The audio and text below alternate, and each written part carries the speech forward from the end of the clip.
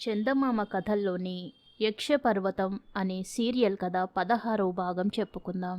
గురు బల్లూకుడి చావు కేకలు, తోడేళ్ల అరుపులు విన్న ఖడ్గజీవదత్తులు వాళ్ళ వెంట ఉన్న సమరబాహు, చందులు త్వరగా బిలంపైకి వచ్చారు. వాళ్లకు అరణ్యం కేసి పారిపోతున్న ఎలుగొడ్డు ముఠా వాళ్లకు కొంచెం వెనుకగా పరిగెత్తుతున్న గురు బల్లూకుడు వాణ్ణి పట్టుకునేందుకు వెంట తగిలిన తోడేళ్లు కనిపించాయి. ఖడ్గవర్మ ఆ దృశ్యం చూస్తూనే కొంచెం ఆశ్చర్యపోయి 4 తోడేళ్లను ఎదుర్కొని చంపలేక అంతమంది వృకేశ్వరి భక్తులు కాలి సత్తువ కొద్దీ పరిగెత్తుతుండడం నవ్వు తెప్పిస్తున్నది అన్నాడు. నీకిదంతా నవ్వుగా ఉందేమో గాని ఆ గురు బల్లూకుడికి మాత్రం ప్రాణాంతకంగా ఉన్నట్టు కనబడుతున్నది. వాణ్ణి తోడేళ్లు ఖండకు ఖండ చీల్చి చంపడం చూస్తూ మనమిక్కడ నిలబడడం అన్యాయం.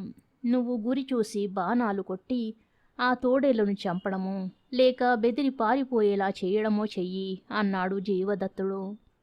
ఖడ్గవర్మ బాణం ఎక్కుపెట్టి అన్నిటికన్నా వెనక ఉన్న తోడేలుకు గురి చూసి కొట్టాడు. బాణం రివ్వుమంటూ పోయి డొక్కలో బలంగా తగలగానే తోడేలు పెద్దగా అరుస్తూ గాలిలోకి ఎగిరి ధబీమంటూ కిందపడి గిలగిలా తన్నుకోసాగింది. అది చూసిన మిగతా తోడేళ్లలో ఒకటి చప్పున వెనుదిరిగి వచ్చి తోడేలు మీద పడి పీక్కు తినడం ప్రారంభించింది.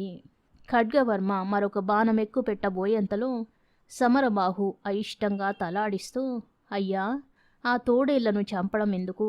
ఆ గురు బల్లూకుణ్ణి వాడి ముఠా వాళ్ళను అవి గొంతులు కొరికి చంపితే అందరి పీడ వదిలిపోతుంది కదా అన్నాడు.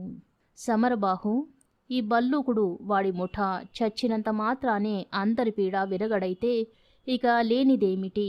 ఒక మహాకార్య నిర్వహించేందుకు వింధ్య పర్వతాలకేసి బయలుదేరిన మేము దారి పొడుగున ఇలాంటి పీడల్ని చూస్తూనే ఉన్నాం అని జీవదత్తుడు ఖడ్గవర్మతో, ఇక్కడ నిలబడి లాభం లేదు. గురు బల్లూకుడిని తోడేళ్ల నుంచి కాపాడి అరణ్యంలోని కొలనుకేసి పరిగెత్తిన వాడి శిష్యగణానికి వాడికి ఇంత ధర్మబోధ చేసి మన దారిన మనం పోదాం అంటూ బల్లూకుడికేసి పరిగెత్తసాగాడు. తతిమ్మ వాళ్ళందరూ అతన్ని అనుసరించారు. జీవదత్తుడు సమీపంలోకి రావడం చూస్తూనే తోడేళ్లు 3 కసిగా కూరలు చాచి పెద్దగా ఓసారి అరిచి అరణ్యంకేసి పరిగెత్తాయి. పారిపోతున్న గురు బల్లూకుణ్ణి జీవదత్తుడు గట్టిగా కేకవేసి, ఒరే బల్లూకం బాబు, కింద మీద చూసుకోకుండా అలా పరిగెత్తి కాళ్ళు చేతులు విరగొట్టుకునేవు. నీకొచ్చిన ప్రాణభయమేం లేదు, ఆగు అన్నాడు. గురు బల్లూకుడు ఆ హెచ్చరిక వింటూనే ఆగి వెనక్కి తిరిగి చూశాడు. వాడికి శత్రువుల నుంచి పారిపోలేనని, శరణు వేడితే ప్రాణరక్షణ జరగవచ్చని ఆశ కలిగింది. జీవదత్తుడు అతడి అనుచరులు దగ్గరకు రాగానే వాడు 2 చేతులు జోడించి నమస్కరిస్తూ, అయ్యా, నన్ను చంపకండి. చేసిన పాపాలకు ఎలాంటి ప్రాయశ్చిత్తం చేసుకోమన్నా చేసుకుంటాను అన్నాడు. ప్రాయశ్చిత్తంతో నీ పాపాలు పరిహారం అయిపోతాయో లేదో నాకు తెలియదు కానీ లోగడ నీ చేతుల్లో చచ్చిన వాళ్ళెవరూ తిరిగి బతికి రారు కదా. ఇంతకు నువ్వు ఈ అరణ్యంలో ఏ వ్యవసాయమో చేసుకుని జీవించగా ఈ తోడేళ్ల పెంపకం, వృకేశ్వరి ఉపాసనలు ఎందుకు ప్రారంభించావు అని అడిగాడు జీవదత్తుడు. నలుగురి మీద అధికారం చెలాయిస్తూ సుఖంగా బతకాలంటే ఇంతకన్నా మంచి మార్గం నాకేమీ కనిపించలేదు. దొరా, మీరిక్కడికి వచ్చే వరకు నాకు అంతా హాయిగానే జరిగిపోయింది. ఆ తరువాత వృకేశ్వరీదేవి ఎందువల్లనూ నన్ను చిన్న చూపు చూసింది అన్నాడు గురు బల్లూకుడు నిరుత్సాహంగా. మరైతే నువ్విప్పుడు ఏం చేయబోతున్నావు? నీ శిష్యగణమంతా నిన్ను తోడేళ్లకు వదిలి అరణ్యంలోకి పారిపోయినట్టుందే అన్నాడు ఖడ్గవర్మ. దొరా, నా శిష్యులెవరూ నన్నొదిలి పారిపోలేదు. వాళ్ళు అరణ్యంలోని కొలను దగ్గర వెలవనున్న వృకేశ్వరీదేవిని పూజించేందుకు వెళ్ళారు. ఆ దేవి ఇంతకు ముందే బిలదుర్గంలో నుంచి అంతర్ధానమైపోయింది అన్నాడు గురు బల్లూకుడు. సరే, అక్కడికే పోదాం పదా. ఆ దేవి నీకు ఎలాంటి శిక్ష ఇవ్వమంటుందో అడిగి చూస్తాను అంటూ జీవదత్తుడు ముందుకు కదిలాడు. అందరూ కలిసి కొంత దూరం నడిచి అరణ్యాన్ని సమీపించబోయేంతలో చెట్ల చాటు నుంచి కొందరు ఎల్లగొడ్డు ముఠా వాళ్ళు కేకలు పెడుతూ వాళ్ళకేసి పరిగెత్తుకు రాసాగారు. వాళ్ళలో ముందు వస్తున్న వాళ్ళు తమ గురువుతో పాటు ఉన్న ఖడ్గ జీవదత్తుల్ని చూస్తూనే భయకంపితులైపోయి పారిపోబోయేంతలో గురు భల్లూకుడు వాళ్ళను కేక వేసి, మనకొచ్చిన ప్రాణభయమేమీ లేదు. వృకేశ్వరి కృప వల్ల ఈ దొరలు మనకెలాంటి హాని చెయ్యమని అభయమిచ్చారు అన్నాడు. తమ గురువు అలా చెప్పగానే పారిపోయి వస్తున్న ఎలుగుడ్డు వాళ్ళలో నలుగురు ఖడ్గ జీవదత్తులున్న చోటుకు వచ్చి తమ గురువైన భల్లూకుడితో, గురు భల్లుక, అరణ్యంలోని కొలను దగ్గర 5-6 ఒంటెల వాళ్ళున్నారు. వాళ్ళ నాయకుడైన స్వర్ణాధారి అనేవాడు మన వాళ్ళలో 2 చంపి 5 చుట్టుముట్టి పట్టుకున్నాడు. మేం వాళ్లకు దొరకకుండా ఈ దుర్వార్త మీకు చెప్పేందుకు పారిపోయి వచ్చాం అని చెప్పారు. స్వర్ణాధారి పేరు వింటూనే ఖడ్గజీవదత్తులు సమరబాహు పొందిన ఆశ్చర్యం అంతా ఇంత కాదు. ఎక్కడో కొండ మీద కోట కట్టే ప్రయత్నాల్లో ఉన్న స్వర్ణధారి 4-5 అనుచరుల్ని వెంటబెట్టుకుని ఇక్కడి కొలను ప్రాంతానికి ఎందుకొచ్చినట్టు, సమరబాహును శత్రువుల నుంచి రక్షించి తీసుకువస్తామని వాగ్దానం చేసి ఖడ్గజీవదత్తులు బయలుదేరి అరణ్యంలోకి వచ్చిన తరువాత అక్కడ స్వర్ణధారి ఉంటున్న కొండ ప్రాంతాల పెద్ద గందరగోళం జరిగింది. ఆ ప్రాంతాలన్నిటినీ వీరసింహుడనే రాజు పరిపాలిస్తున్నాడు. అతడి రాజధాని నగరమైన వీరపురానికి స్వర్ణధారి కోట కడుతున్న కొండ ప్రాంతాలకు మధ్య పెద్ద అరణ్యం ఉన్నది. వీరసింహుడు ఆ అరణ్యంలో నివసిస్తున్న అన్ని రకాల అడవి జాతి మనుష్యుల మీద తనదే ఆధిపత్యం అనుకుంటుండేవాడు. అప్పుడప్పుడు వాళ్ళ మీద దాడులు చేసి వాళ్ళ నుంచి కప్పంగా జంతు చర్మాలు, వాళ్ళు తినే వెదురు బియ్యం, కాయ కనవులు వసూలు చేస్తుండేవాడు. ఇలాంటి పద్ధతుల ద్వారా తాను ఆ అడవి జాతులకన్నిటికీ ప్రభువైనట్టు వాళ్లకు గుర్తు చేస్తున్నానని ఆత్మతృప్తి పొందేవాడు. వీరసింహుడికి ఆ మధ్య చారుల ద్వారా అరణ్యంలోని కొండ ప్రాంతాలకు ఒంటెలు వాహనాలుగా గల వాళ్ళు కొందరు వచ్చారని తెలిసింది. తరువాత కొన్నాళ్లకు ఎలుగుబంటి చర్మాలు ధరించే ముఠా ఒకటి అరణ్యంలోని ఒక పెద్ద బిలాన్ని ఆక్రమించి ఆ చుట్టుపక్కల తిరిగే మనుషుల్ని బానిసలుగా పట్టుకుని వెట్టి చాకిరీ చేయించుకుంటున్నారన్న వార్త అందింది. వీరసింహుడు మొదట్లో ఈ ఒంటెల వాళ్లను గురించి, ఎలుగొడ్డు ముఠాను గురించి అంతగా పట్టించుకోలేదు. అరణ్యంలో ఆ 2 ముఠాలు ఒకళ్ళనొకలు హతం చేసుకుని ఉంటారని, అంతగా గెలిచిన వాళ్ళు బలవంతులైతే వాళ్ళ సంగతి అప్పుడు చూడవచ్చని ఊరుకున్నాడు. వారం రోజుల క్రితం వీరసింహుడి జంతు ప్రదర్శనశాలాధికారి 10 మంది సైనికులను వెంటబెట్టుకుని జంతుశాలకు కొత్త మృగాలను పట్టుకు వచ్చేందుకు అరణ్యానికి వచ్చాడు. వాళ్ళు వలలు వేసి బోన్లు పెట్టి కొన్ని అడవి పక్షులను, పులులను పట్టుకొని మధ్యాహ్నం వేళ ఒక వాగు ఒడ్డున విశ్రాంతిగా కూర్చుని భోజనాలు చేస్తున్నారు.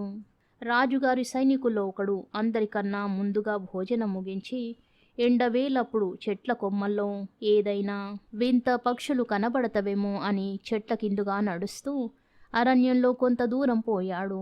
వాడికి హఠాత్తుగా ఒకచోట చెట్లకు కట్టి ఉన్న 4 ఒంటెలు కనిపించాయి. ఆ సైనికుడు ఒంటెలను గురించి విన్నాడే గాని ఎన్నడూ చూసి ఉన్నవాడు కాదు. ఆ జంతువులెక్కడో ఎడారి ప్రాంతాల ఉంటాయని వాడనుకున్నాడు.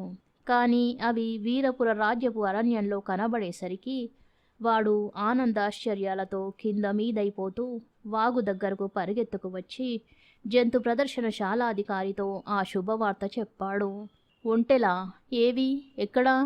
మన ప్రదర్శనశాలలో లేనివి ఊష్ణపక్షి మాత్రమే. ఒక ఊష్ణిక ఉంటే మన రాజుగారికి ఎంత కీర్తి, రాజ్యానికి ఎంత పేరు అంటూ ఉత్సాహం పట్టలేక వడవడ వనకసాగాడు. ఆ మాటలకు ఒంటెలను చూసి వచ్చిన సైనికుడు కాస్త నిరుత్సాహపడి, అయ్యా, ఆ ఒంటెలు 4 తాళ్లతో చెట్లకు కట్టివేయబడి ఉన్నవి.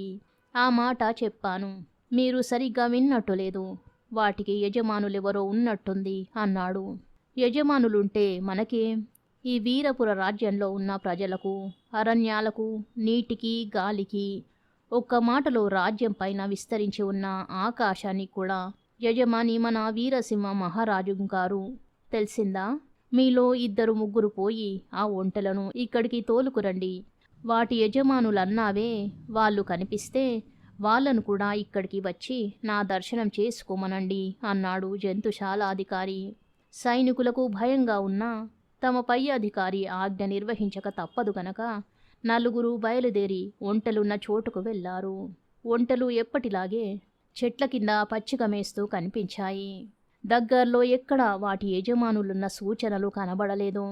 సైనికులు ధైర్యంగా పోయి చెట్లకు కట్టి ఉన్న వాటి తాళ్లను ఊడదీయబోయారు. ఆ సమయంలో కొత్త మనుషుల్ని చూసి భయపడిన ఒక ఒంటె వికృతంగా సకిలించి వెనక కాళ్లతో చెట్ల బోదెలను తన్నుతూ గడబిడ ప్రారంభించింది. దాన్ని చూసి తతిమ ఒంటెలు కూడా గొడవ చేయసాగాయి.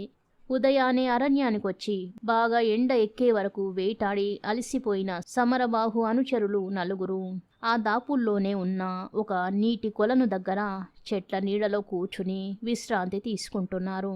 వాళ్లకు ఒంటెలు చేస్తున్న గోల వినబడింది. ఏ సింహమో పులో వచ్చి వాటి మీద పడి ఉంటుందనుకుంటూ వాళ్ళు కత్తులు దూసి పరుగు పరుగున ఒంటెలున్న చోటుకు వచ్చారు. ఒంటెల తాళ్ళు విప్పుతున్న రాజసైనికులు చెట్ల వెనక నుంచి వస్తున్న అడుగుల చప్పుడు విని తలెత్తి చూశారు. వాళ్లకు కత్తులు పైకెత్తి వేగంగా వస్తున్న సమరబాహు అనుచరులు కనిపించారు. వెంటనే సైనికులు కూడా కత్తులు దూసి కొంచెం వెనక్కుపోయి నిలబడ్డారు. సమరబాహు అనుచరుల్లో ఒకడు కోపంతో పళ్ళు కొరుకుతూ, ఎవర్రా మీరు? సైనిక దుస్తులు వేసుకున్న దారి దొంగల్లా ఉన్నారు. ఒంటెలను అపహరించడం మీ ఓటి అల్పుల వల్ల అయ్యే పనేనా అన్నాడు. మేం దారి దొంగలం కాదు, వీరసింహ మహారాజు గారి సైనికులం. మీ ఒంటెలను అపహరించుకుపోవడం లేదు. పుల్లరి కట్టకుండా రాజుగారి అరణ్యంలో మేపుతున్నందుకు వాటిని బందెల దొడ్డికి తోలుకుపోతున్నాం అన్నాడొక తెలివైన సైనికుడు. ఎవరా వీరసింహ మహారాజు? ఇక్కడ అధికారమంతా సమరబాహు మహారాజు గారిదే, తెలిసిందా?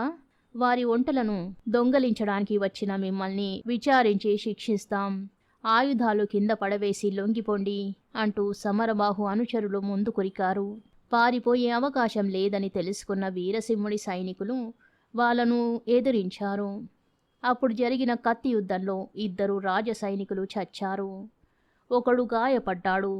4గోవాడు ఎలాగో సమరబాహు అనుచరులకు అందకుండా కాలి సత్తువ కొద్దీ పరిగెత్తి వాగు ఒడ్డున ఉన్న జంతు ప్రదర్శనశాలాధికారిని చేరాడు. శరీరం మీద అక్కడక్కడ నెత్తురు మరకలతో ఆయాసపడుతూ తన దగ్గరకు పరిగెత్తుకొస్తున్న సైనికుణ్ణి చూస్తూనే జంతు ప్రదర్శనశాలాధికారి, ఇది వింతగా ఉందే, నేను చదివిన జంతుశాస్త్రంలో ఎక్కడా ఒంటెలు మాంసాహారులని లేదు. ఆశ్చర్యం. నీ వెంట వచ్చిన తతిమ ముగ్గురిని అవి చంపి తినేశాయా అని అడిగాడు. అయ్యా, ఒంటెలు కాదు, వాటి యజమానులు నన్నిలా గాయపరిచారు. నా వెంట వచ్చిన ముగ్గురు వాళ్ళ కత్తులకు బలైపోయారు. వాళ్ళెవరో గాని కత్తి తిప్పడంలో ఆరితేరిన ఘటాల్లా ఉన్నారు అన్నాడు సైనికుడు. మనకన్నా కత్తి యుద్ధంలో మునగాళ్ళు ఈ లోకంలో ఉన్నారంటే నేను నమ్మను అంటూ జంతు ప్రదర్శనశాల అధికారి కత్తి దూసి నిలబడ్డాడు. అతడితో పాటు మిగతా సైనికులు కూడా నిలబడ్డారు. గాయపడి వచ్చిన సైనికుడు తాను పారిపోయి వచ్చిన దిక్కుకేసి తల తిప్పి చూసి తమకేసి వస్తున్న సమరబాహు సైనికులు కళ్ళబడగానే, అయ్యా, మీ అనుమానమేదో త్వరలోనే తీరిపోతుంది. అరుగో వాళ్ళిటే వస్తున్నారు అన్నాడు. జంతు ప్రదర్శనశాలాధికారి తన పక్కన ఉన్న సైనికులను హెచ్చరించి కత్తి పైకెత్తి సమరబాహు అనుచరులకేసి బయలుదేరాడు. యక్షపర్వతం 17వ భాగం రేపు చెప్పుకుందాము. ధన్యవాదాలు.